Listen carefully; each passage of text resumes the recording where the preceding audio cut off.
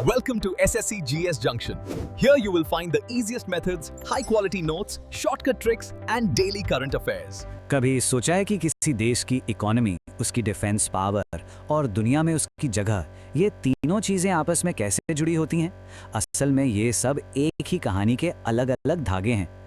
आज हम भारत की हालिया डेवलपमेंट्स के इन्हीं धागों को जोड़कर एक पूरी तस्वीर देखने की कोशिश करेंगे।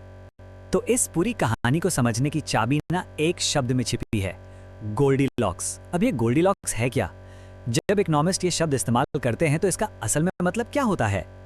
देखिए, गोल्डीलॉक्स इकोनॉमी मतलब एक स्वीट स्पॉट। इसे एक गाड़ी की तरह समझिए। गाड़ी इतनी तेज चल रही है कि आप अपनी मंजिल की तरफ बढ़ रहे हैं, ग्रोथ हो रही है, लेकिन इतनी भी तेज नहीं कि इंजन जरूरत से ज्यादा गर्म हो जाए, यानी महंगाई बढ़ जाए। सब कुछ एकदम सही, एकदम बैलेंस में। और ये कोई मामूली बात नहीं है, बिल्कुल भी नहीं। एक ऐसे समय में जब दुनिया की बड़ी-बड़ी अर्थव्यवस्थाएं मुश्किलों से गुजर रही हैं, हाल के एनालिसिस बताते हैं कि भारत इस मुश्किल संतुलन को साध रहा है। एनालिस्ट का मानना है कि ये एक बहुत बड़ी उपलब्धि है। जब पूरी दुनिया में सप्लाई चेन की दिक्कतें हैं, एनर्जी की कीमतें आसमान छू रही हैं, तब भारत की स्थिरता और कंट्रोल्ड ग्रोथ उसे बाकियों से बिल्कुल अलग खड़ा करती है। और यही लचीलापन इस गोल्डीलॉक्स कहानी की नींव है। तो सवाल ये उठता है कि क्या ये सब सिर्फ बातें हैं या इसके पीछे कुछ ठोस सबूत भी हैं? अच्छा, चलिए जरा आंकड़ों पर नजर डालते हैं जो इस आर्थिक मजबूती की कहानी बताते हैं। जरा इस नंबर पर गौर कीजिए। फिच जैसी ग्लोबल रेटिंग एजेंसी ने फाइनेंशियल ईयर 26 के लिए भारत की जीडीपी ग्रोथ का अनुमान बढ़ाकर 7.4% कर दिया है। यह सिर्फ एक आंकड़ा नहीं है, ये भारत के आर्थिक भविष्य पर बढ़ते इंटरनेशनल भरोसे का एक मजबूत सिग्नल है। और ये ग्रोथ सिर्फ अनुमानों में नहीं दिख रही, जमीन पर भी काम हो रहा है। इकोनॉमी में लिक्विडिटी मतलब कैश का फ्लो बना रहे, इसके लिए 1 ट्रिलियन रुपए से ज्यादा का निवेश किया गया है। इससे यह पक्का होता है कि बिजनेस को आगे बढ़ने के लिए जरूरी पैसा मिलता रहे। और ये तरक्की सिर्फ पुराने तरीकों से नहीं हो रही है। डिजिटल फ्रंट पर भी भारत का अपना डिजिटल रुपया यानी सीबीडीसी बहुत तेजी से पॉपुलर हो रहा है। 28,000 करोड़ रुपए से ज्यादा की वैल्यू के 120 मिलियन से ज्यादा ट्रांजैक्शंस। ये दिखाता है कि भारत भविष्य की अर्थव्यवस्था को कितनी तेजी से अपना रहा है। तो एक मजबूत इकोनॉमी का मतलब सिर्फ ये नहीं है कि लोगों की जिंदगी बेहतर हो रही है। इसका एक और बहुत बड़ा फायदा है, ये एक मजबूत देश की नींव भी रखती है। चलिए देखते हैं कि यह आर्थिक शक्ति भारत को डिफेंस और टेक्नोलॉजी में आत्मनिर्भर बनाने में कैसे मदद कर रही है। ये एक सीधा सा हिसाब है। जब देश आर्थिक रूप से अच्छा कर रहा होता है तो उसके पास भविष्य में इन्वेस्ट करने के लिए ज्यादा पैसा होता है। यही पैसा जरूरी घरेलू टेक्नोलॉजी की रिसर्च और डेवलपमेंट में जाता है, जो हमें बाहरी मदद पर कम निर्भर बनाता है। और इसका सबसे ताजा और शानदार उदाहरण है डीआरडीओ। अभी हाल ही में डीआरडीओ ने 7 नई पूरी तरह से देश में बनी टेक्नोलॉजीज को सेना को सौंपा है। इसमें एडवांस रडार सिस्टम से लेकर नेक्स्ट जनरेशन ड्रोन्स तक शामिल हैं। ये सीधे सीधे हमारी मिलिट्री की ताकत को बढ़ाता है।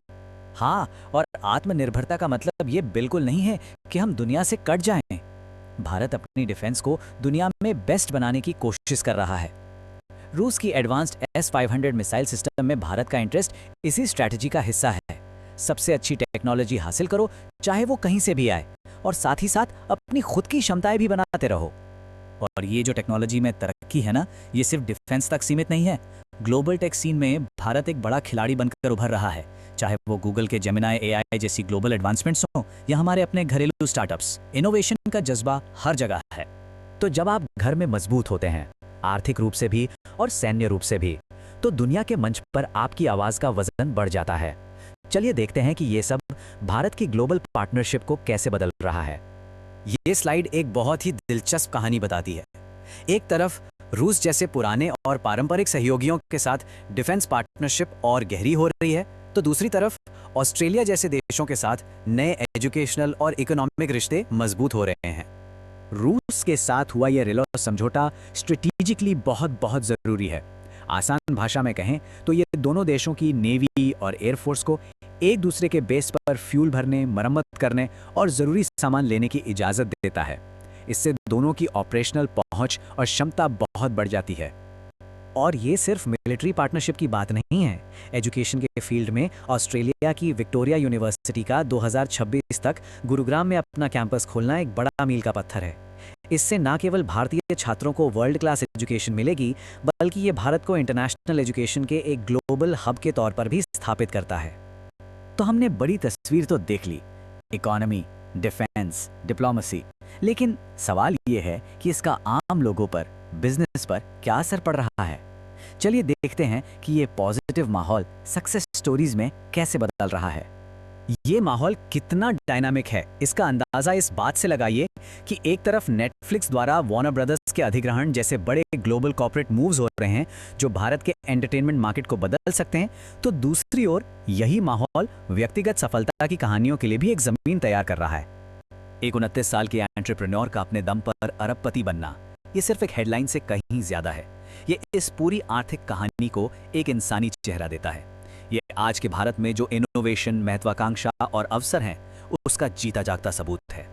तो आखिर में हम उसी बड़े सवाल पर वापस आते हैं। इकोनॉमी, टेक्नोलॉजी और ग्लोबल पार्टनरशिप का ये संगम, जिसे हम भारत का गोल्डीलॉक्स मोमेंट कह रहे हैं, क्या ये लंबे समय तक चल पाएगा? देखिए, भविष्य तो कोई नहीं जानता, लेकिन एक बात साफ है, भारत एक ऐसे रास्ते पर है जो न केवल अपने लोगों के लिए बल्कि पूरी दुनिया के लिए नए अवसर पैदा कर रहा है।